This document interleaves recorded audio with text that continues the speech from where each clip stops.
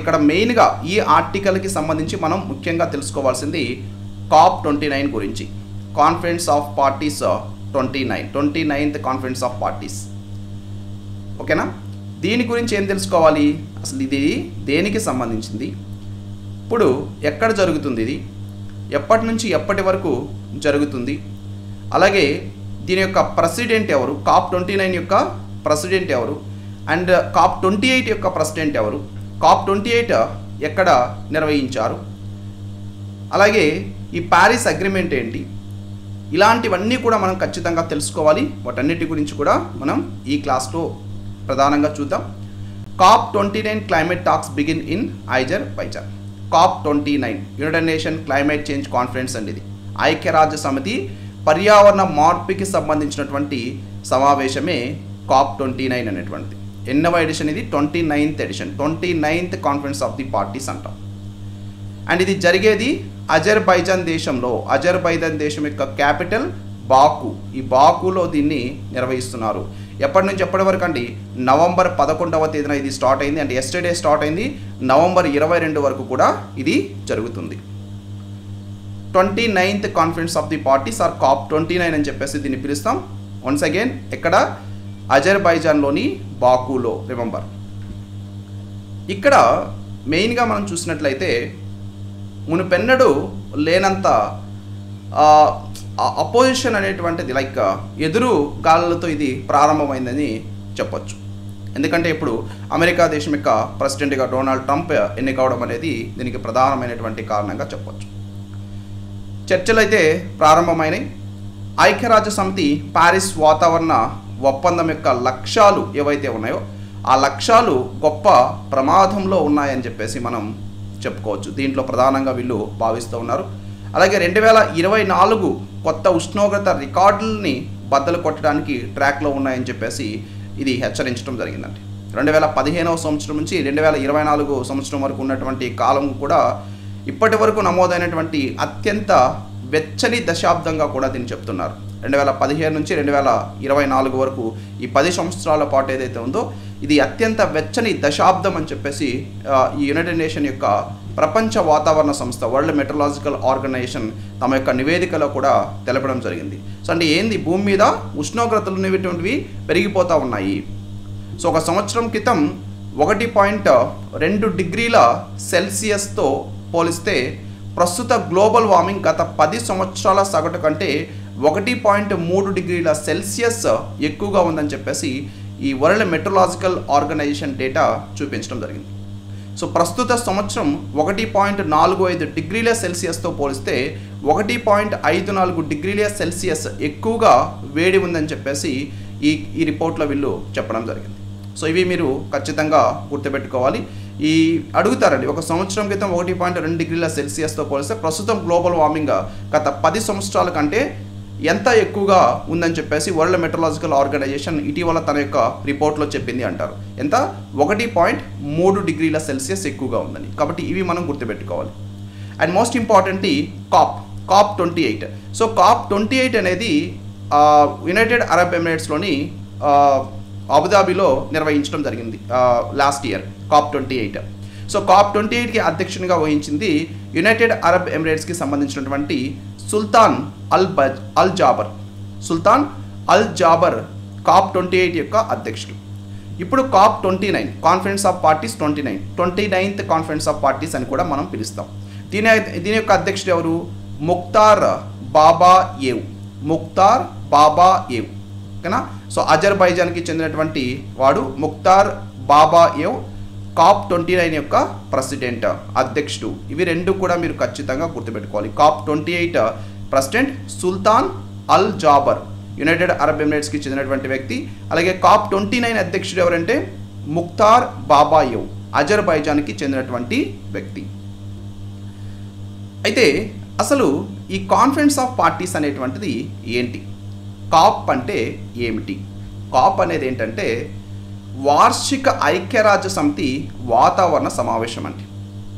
ఐక్యరాజ్య సమితికి సంబంధించినటువంటి వాతావరణ సమావేశం. దీన్ని ప్రతి సంవత్సరం కూడా నిర్వహించడం జరుగుతుంది. 1992వ సంవత్సరంలో రియో ఎర్త్ సమ్మిట్ ఏదైతే నిర్వహించారో, రియో ఎర్త్ సమ్మిట్ ఎప్పుడు నిర్వహించారంటారు. సింపుల్గా ఇయర్ మీరు గుర్తుపెట్టుకోవాలండి, ఇయర్ అడుగుతారు. రియో ఎర్త్ సమ్మిట్ని నిర్వహించింది 1992లో. ఈ రియో ఎర్త్ సమ్మిట్లో 154 దేశాలు ఐక్యరాజ్య సమితి framework convention on climate change అనేటువంటి బహుపాక్షిక ఒప్పందం మీద సంతకం చేయడం జరిగింది. United Nation framework convention on climate change అనేటువంటి దాని మీద సంతకం చేశాయి. దీంట్లో భాగంగా ఈ వాతావరణ వ్యవస్థతో ప్రమాదకరమైనటువంటి మానవజన్య జోక్యాన్ని నిరోధించేటువంటి స్థాయిలో గ్రీన్ హౌస్ వాయు సాంద్రతల్ని స్థిరీకరించాలనేటువంటి లక్ష్యం పెట్టుకోవడం జరిగింది. గ్రీన్ హౌస్ గ్యాసెస్ ఎక్కువగా రిలీజ్ అయిపోతూ ఉన్నాయి. దీనివలన పర్యావరణ మార్పులు సంభవిస్తూ ఉన్నాయి. కాబట్టి వాటి వలన మన భూమి మీద మానవజన్య జోక్యాన్ని ప్రధానంగా నిరోధించాలని చెప్పేసి ఆ లక్ష్యం అనేది దీంట్లో పెట్టుకున్నారు. సో ఈ ఒప్పందం 2 సంవత్సరాల తర్వాత అమల్లోకి వచ్చిందండి. 1992వ సంవత్సరంలో ఈ 154 దేశాలు సైన్ చేస్తే, ఆ తర్వాత 154 దేశాలు చేసినటువంటి ఈ సైన్ ఏదైతే ఉంది, ఇది ఒప్పందం అనేది 1994వ సంవత్సరం నుంచి అమల్లోకి వచ్చింది. అప్పటి నుంచి కూడా United Nation framework convention on climate చేంజ్లో భాగమైనటువంటి దేశాలు ప్రతి సంవత్సరం వివిధ వేదికల్లో సమావేశం అవుతూ ఉన్నాయి. సో ఆ విధంగా సమావేశమైనటువంటి ఆ సమావేశాలనే మనం కాన్ఫరెన్స్ ఆఫ్ పార్టీస్ అంటాం. కాన్ఫరెన్స్ ఆఫ్ పార్టీస్, కాప్ అని చెప్పేసి పిలవడం జరుగుతుంది. సో ఇప్పుడు 198 దేశాలు ఈ కన్వెన్షన్లో ఉన్నాయి. United Nations framework convention on climate change ఏదైతే ఉందో ఇప్పుడు 198 దేశాలు దీంట్లో ఉన్నాయి. ఈ పర్యావరణ సమస్యల్ని పరిష్కరించడానికి అంతర్జాతీయ ఒప్పందాల శక్తి మీద బలమైనటువంటి విశ్వాసం ఫలితంగా ఈ కాప్ అనేటువంటిది ఏర్పడింది. ఆ కాలంలో ఉన్నటువంటి విధాన నిర్ణేతలు వాతావరణ మార్పులను ఎదుర్కోవడానికి ఏకీకృత నిబద్ధతని ప్రధానంగా వీళ్ళు విశ్వసించడం జరిగిందండి. సో ఈ విధంగా అయితే దీన్ని తీసుకొచ్చారు. అండ్ ముఖ్యంగా మనం చెప్పాలంటే 1987వ సంవత్సరంలో మాంట్రియల్ ప్రోటోకాల్. సో ఈ మాంట్రియల్ ప్రోటోకాల్ అనేది దేనికి సంబంధించింది అంటారు. This is very very important. Montreal protocol అనేది ఓజోన్ పొరని రక్షించడానికి రూపొందించబడినటువంటి ఒక అంతర్జాతీయ ఒప్పందం అండి. ఓకేనా. ఓజోన్ లేయర్ ఉంటుంది కదా మనకి, సూర్యుడి నుంచి అతినీల లోహిత కిరణాలు డైరెక్ట్గా భూమి మీద పడకుండా వాటిని అడ్డుకునేటువంటిది ఓజోన్ పొర. సో ఈ ఓజోన్ పొరకి కూడా ఇప్పుడు ప్రమాదం ఉంది. ఈ గ్రీన్ హౌస్ గ్యాసెస్ ఎక్కువయ్యి ఈ ఓజోన్ పొర ఏదైతే ఉందో దాని యొక్క ఆ మందాన్ని తగ్గిస్తూ ఉన్నాయి. ఓజోన్ పొరకి హోల్ పడినటువంటి పరిస్థితి కూడా ఉంది. దీనివల్ల ఏమవుతుందంటే సూర్యుడి నుంచి అతినీల లోహిత కిరణాలు డైరెక్ట్గా భూమి మీద పడేదానికి అవకాశం ఉంది. దానివల్ల మన భూమి మీద ఉన్నటువంటి సమస్త జీవరాశులకి అత్యంత ప్రమాదకరం. ముఖ్యంగా మానవులకి క్యాన్సర్ ఇలాంటి డిసీజెస్ ఎక్కువగా వచ్చేదానికి అవకాశం అనేది ఉంటుంది. సో మాంట్రియల్ ప్రోటోకాల్ ఏ సంవత్సరం అండి? 1987వ సంవత్సరం. మాంట్రియల్ ప్రోటోకాల్ దేనికి సంబంధించిందంటే ఓజోన్ పొరని రక్షించడానికి రూపొందించబడినటువంటి ఒక అంతర్జాతీయ ఒప్పందం. యుఎస్ మరియు కెనడా మధ్య 1991వ సంవత్సరంలో ఒక ద్వైపాక్షిక ఒప్పందం జరిగిందండి. ఈ సల్ఫర్ డయాక్సైడ్ ఉద్గారాలు ఏవైతే వాటిని పరిమితం చేయడం ద్వారా యాసిడ్ వర్షాన్ని ఎదుర్కోవడంలో సహాయపడడం జరిగింది. సో మనం యాసిడ్ వర్షం అంటాం. సో యాసిడ్ వర్షం అంటే ఏంటి? లైక్ దీనికి సంబంధించి మనకి సల్ఫర్ డయాక్సైడ్ని నిరోధించి దాని ద్వారా మనం ఈ యాసిడ్ రెయిన్ అంటాం కదా, సో యాసిడ్ రెయిన్ని నిరోధించడం. సో ఇది United Nation framework convention on climate change ప్రారంభానికి దారితీస్తుందని కూడా మనం ప్రధానంగా చెప్పచ్చు. అయితే మొట్టమొదటిసారిగా కాప్ సమావేశం ఎప్పుడు నిర్వహించారంటే మొట్టమొదటిసారిగా కాప్ సమావేశం నిర్వహించింది 1995వ సంవత్సరంలో జర్మనీ దేశంలోని బెర్లిన్లో నిర్వహించారు. Remember, this is very very important. The first COP took place in 1995 Germany దేశంలోని బెర్లిన్లో. అండ్ ఇప్పుడు ఈ సంవత్సరం నిన్న ప్రారంభమైనటువంటి కాప్ సమావేశం ఎన్నవ సమావేశం? 29వ కాప్ సమావేశం. ఇది ఎక్కడ? అజర్బైజాన్లోని బాకులో. 28వ కాప్ సమావేశం ఎక్కడ జరిగిందంటే యునైటెడ్ అరబ్ ఎమిరేట్స్లో జరిగింది. ఇవి తప్పనిసరిగా మనం గుర్తుపెట్టుకోవాలి. ఈ ఫస్ట్ కాప్ ఏదైతే ఉందో దీంట్లో United Nations framework convention on climate చేంజ్ని ఎలా అమలు చేయాలనే దాని మీద చర్చించడం జరిగిందండి. సో ఈ సమావేశంలో వాతావరణ మార్పులు, అలాగే ఈ ఉద్గారాల్ని, వాతావరణంలోకి రిలీజ్ అయ్యేటువంటి ఉద్గారాల్ని తగ్గించడం, ఇలాంటి చర్యల మీద చర్చించుకోసంగా ఈ సమావేశం కావాలని చెప్పేసి ఈ ఒప్పందం కుదుర్చుకోవడం జరిగింది. సో తర్వాత 2 ఏళ్లలో మరొక ఒప్పందం కుదిరింది. సో ఇది ధనిక మరియు పారిశ్రామిక దేశాల సమితి మీద తమ యొక్క గ్రీన్ హౌస్ వాయు ఉద్గారాలని కేటాయించినటువంటి మొత్తాల్లో తగ్గించడానికి అంతర్జాతీయ బాధ్యతల్ని ఉంచడం జరిగింది. అండ్ COP3 సమావేశం ఏదైతుందో COP3 సమావేశంలో జపాన్లోని క్యోటోలో ఆమోదించినందున దీన్ని క్యోటో ప్రోటోకాల్ అని చెప్పేసి పిలుస్తారండి. క్యోటో ప్రోటోకాల్ అనేటువంటిది COP3లో తీసుకొచ్చినటువంటిది. తర్వాత COP21లో ప్యారిస్ అగ్రిమెంట్ చేసుకున్నారు. ప్యారిస్ ఒప్పందం అంటాం. ఈ ప్యారిస్ ఒప్పందం అనేటువంటిది చాలా ముఖ్యమైనటువంటి ఒప్పందం. ప్యారిస్ ఒప్పందం COP21 అని కూడా దీన్ని పిలుస్తారండి. ఇది వాతావరణ మార్పు మీద చట్టబద్ధంగా కట్టుబడి ఉండేటువంటి ఒక అంతర్జాతీయ ఒప్పందం అండి. డిసెంబర్ 2015లో ఫ్రాన్స్ దేశంలోని ప్యారిస్లో జరిగినటువంటి ఐక్యరాజ్య సమితి వాతావరణ మార్పు సదస్సు, అది COP21 అంటాం కదా, దాంట్లో 196 పార్టీలు దీన్ని ఆమోదించాయి. అంటే 196 దేశాలు దీన్ని ఆమోదించడం జరిగింది. ఈ ఒప్పందం నవంబర్ 4, 2016 నుంచి అమల్లోకి వచ్చిందండి.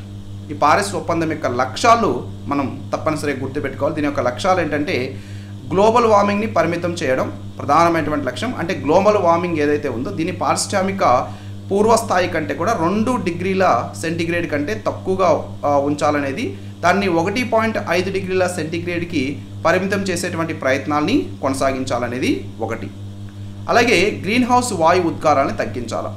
2100 సంవత్సరం నాటికి గ్రీన్ హౌస్ వాయు ఉద్గారాలని గణనీయంగా తగ్గించాలని చెప్పేసి మరొక నిర్ణయం తీసుకున్నారు, మరొక లక్ష్యం. అండ్ దీనికి మద్దతు ఇచ్చేటువంటి దేశాలు ఏవైతున్నాయో ఇవన్నీ కూడా వాతావరణ మార్పుల ప్రభావాలతో వ్యవహరించేటువంటి దేశాల సామర్థ్యాన్ని బలోపేతం చేయాలని చెప్పారు. అండ్ ఫైనాన్సింగ్ విషయానికి వచ్చేసరికి వాతావరణ మార్పుల్ని తగ్గించడానికి అభివృద్ధి చెందుతున్నటువంటి దేశాలకి ఫైనాన్సింగ్ అందించాలని చెప్పారు. అంటే అభివృద్ధి చెందినటువంటి అమెరికా లాంటి దేశాలు అభివృద్ధి చెందుతున్నటువంటి దేశాలకి ఫైనాన్సింగ్ ఇవ్వాలని చెప్పేసి చెప్పడం జరిగిందండి. ఓకే, సో అది తప్పనిసరిగా మనకి ప్యారిస్ అగ్రిమెంట్ అనేటువంటిది చాలా important. So and Azerbaijan to be the host of COP29. ఇప్పుడు కాన్ఫరెన్స్ ఆఫ్ పార్టీస్ 29 ఏదైతే జరుగుతుందో దీనికి హోస్ట్గా వ్యవహరించేది అజర్బైజాన్ దేశంలోని బాకులో దీన్ని నిర్వహిస్తున్నారు. నవంబర్ 11 నుంచి నవంబర్ 22 వరకు జరుగుతుంది. కాన్ఫరెన్స్ 29వ ఎడిషన్ హోస్ట్గా ఇది నాయకత్వం వహిస్తుంది.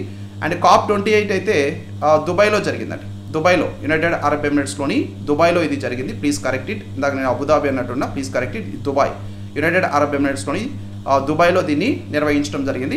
సో ఈ COP28లో చర్చ చేయబడినటువంటి అజెండా ఏదైతే ఉందో ఆ అజెండా మీద మరలా ఇప్పుడు COP29లో వీళ్ళు డిస్కస్ చేయడం జరుగుతుంది.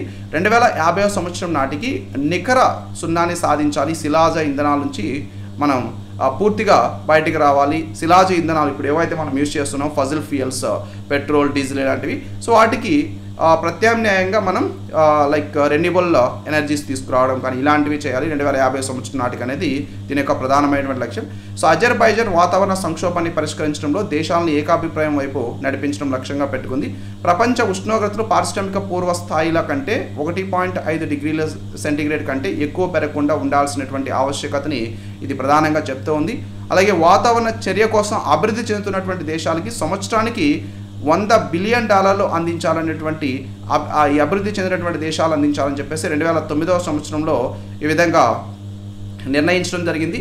సో దాని మీద కూడా ఆ నిబద్ధతని ఇప్పుడు అది పరిష్కరించాలని చెప్పేసి ఈ ప్రధానమైనటువంటి సమస్యగా ఇది ఉంది కాబట్టి సో దాని గురించి కూడా ఇక్కడ డిస్కస్ చేయడం జరుగుతుందండి. సో అలాగే this is also important, nationally determined contributions అంటారు, NDCs అంటారు, జాతీయంగా నిర్ణయించబడినటువంటి విరాళాలు.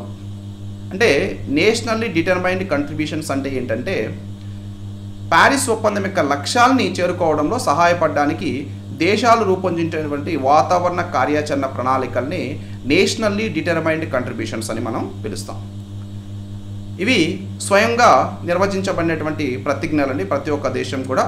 సో ఆ దేశాలు ఉద్గారాలను ఎలా తగ్గిస్తాయి, వాతావరణ మార్పులకి అనుగుణంగా ఈ ప్రయత్నాలకి మద్దతు ఇవ్వడానికి సురక్షితమైనటువంటి నిధుల్ని సంబంధించినటువంటి అవి వివరించడం జరుగుతుంది.